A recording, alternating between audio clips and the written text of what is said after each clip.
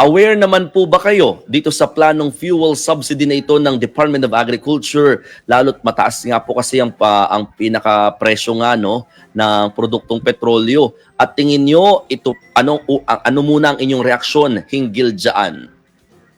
Yes, matagal na nating kampanya yan, no? Na magkaroon ng production subsidy yung mga mangingisda at mga magsasaka dahil nga dito sa halos hindi na maampat, ano, lalingguhan na pagtaas ng presyo ng petrolyo.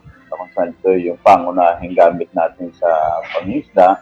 In particular sa mga mangingisda, halos 80%. No? Ang pagtaya namin, aabot sa mga 80% ng total na gastos natin sa bawat paglabat, ano, sa pangingisda. Ang gastos sa gasolina. Kaya napakabigat na sa mga mangingisda, lalong-lalo na sa mga lugar na tulad ng Manila Bay na wala nang mahuli yung ating mga mangingisda dahil dito sa dredging and reclamation na kailangang lumayo, no? Pupunta pa sila sa bahagi ng Southern Tagalog, sa may Mindoro, yung iba dito sa may bahagi ng Zambales, no? Napakalaki, napasanin talaga ng mga mangingisda. Kaya kailangan nilang kung dati-rati, dito lang sila sa Manila binangingisda nung hindi pa ito nag-reclaim, no? O sa gabi o sila sa umaga. Mas ngayon lumalayo na. Oo, lumalayo at tumatagal na rin yung uwi nila. Kasi kailangan nilang mag-ipon ng huli para doon sa gasto, siyempre, at saka kahit papano ay may iuwi na kita para sa kanilang pamilya. Kaya napakabigat, no? Na yung pasanin. Lalong-lalo na ngayon, tataas na naman, no? Yung gasolina. Opo eh. Pero per liter. Sir Andy, just to clarify, ito po bang 3,000 pesos na fuel subsidy, ito daw po ba ay one-time assistance lamang? Kasi ang sunod kong tanong, sapat ba ito sa mahal pa nga rin po ng gasolina o krudo at presyo ng petrolyo nga po sa mga pagkakataong ito? Actually, totoo yun, no? One time talaga. Actually, parang patak ng ulan sa gitna ng disyerto. May kumpara natin, no, itong fuel subsidy na ibinibigay sa ating mga mangingisda. At pangalawa, kakarampot lang, no, yung mabibigyan nito. Halimbawa, kung meron kang 500 million yung budget para sa fuel subsidy, ang registered fisher folks, no, based doon sa ng BIPAR, report ng BIPAR is 2.7 million. Registered yan. Marami pa dyan hindi registered na mga mangingisda kasi may conservative pa doon sa mga registration kasi yung local government kapag kalaban sa politika yung mga mangingisda ay hindi nila nire-registro, no?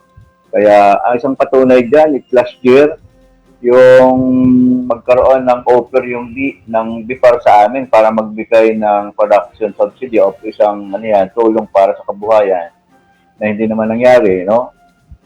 Doon sa more than 100 na member ng pamalakayan, nung binirify namin, malos mga 60% doon ay hindi pa registrado, kaya malaki pa.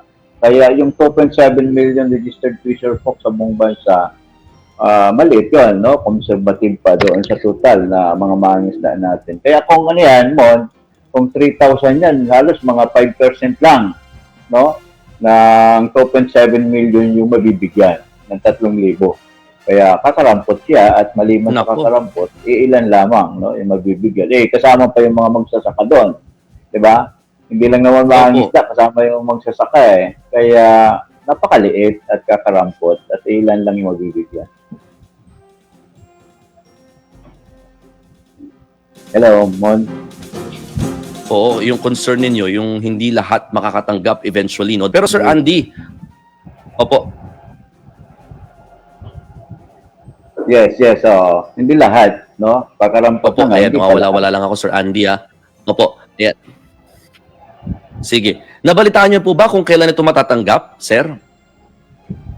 Dapat sabi nila, anytime daw, pwede nang i-release yun Ngayon, malaman natin, i-monitor natin kung totoo, no, na may re-release. Kasi isang pa problema pala dyan, hindi lahat, no? Yung mga malalapit lang sa mga politiko ng mga mangingisda, siyempre, yung mabibigyan nun. Kasi ginagamit rin na political patronage yung ganitong mga ayuda na dapat ay direkta para sa mga nangangailangan, pero dahil sa local government do yun dadaan at sila yung magbibigay ng pangalan for verifying doon sa registered video po, eh, may political ano yan, nagagamit, no?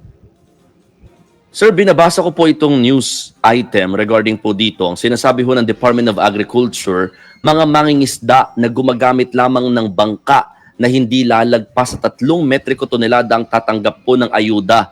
Kinlassify po nila yan. Approve po ba sa inyo yan? Are you in favor to this?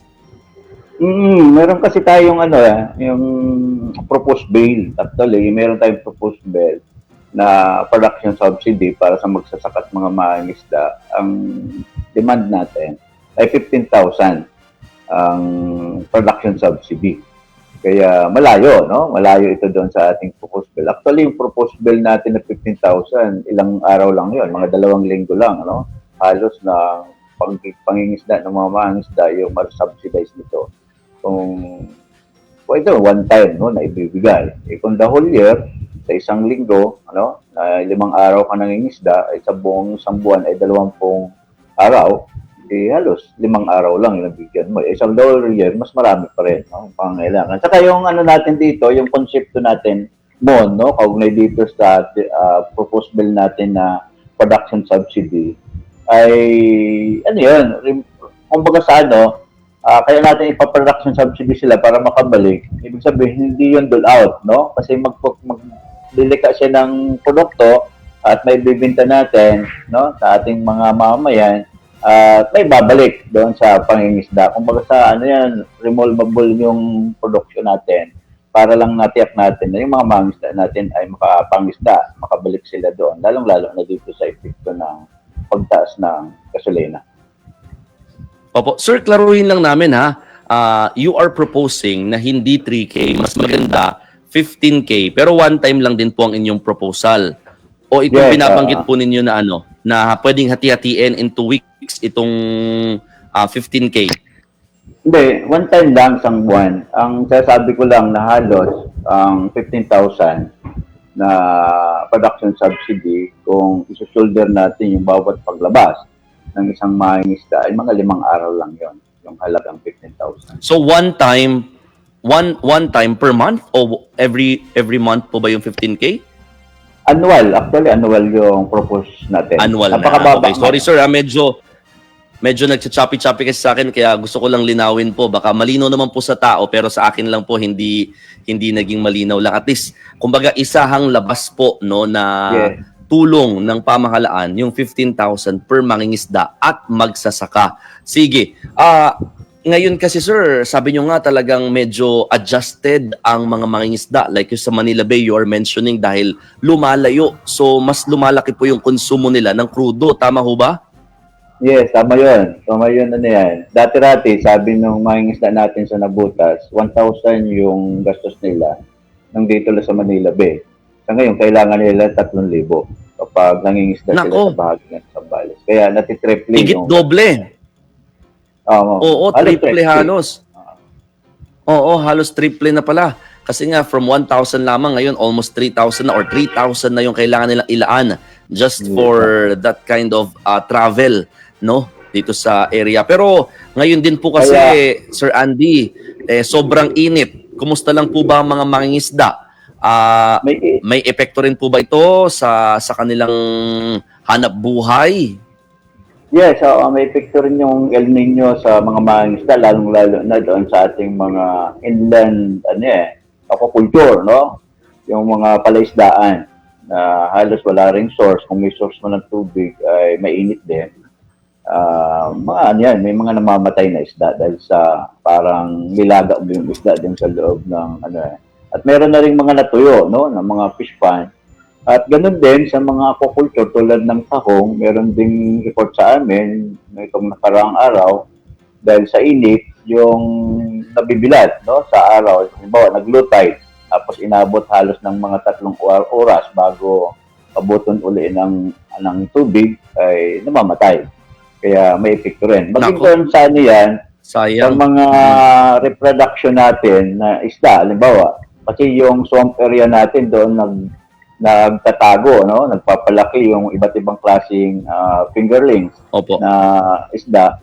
Pero dahil may init yon sa panahon ngayon at pumupunta sila doon sa malalim, kaya ano sila, vulnerable sila sa mga predator, sa mga malalaking isda. Kaya may epekto Iba rin pang ito mga doon malalaking isda. Sige, Oo. sir, panghuli na lamang. Opo, panghuli na lamang po, no? Medyo kulang lang tayo sa oras, pero at least marami na po kayo na ibahagi sa amin. Just to summarize lang din po ang ating pinag-uusapan ngayon. Ano pa ang maimumungkahi po ninyong tulong kahit papano para po sa inyo na nasa pangingisda po yung hanap buhay? Ngayong napakainit na nga ng panahon, nakakainit pa ng ulo itong mahal ng petrolyo. Yung ganyan, no? Yung kagyat, yung production subsidy, yung fuel subsidy sa ating mga mangingisda at sa mga magsasaka natin. In particular dito sa issue ng ano yan, El Nino at saka doon sa rehabilitation, no?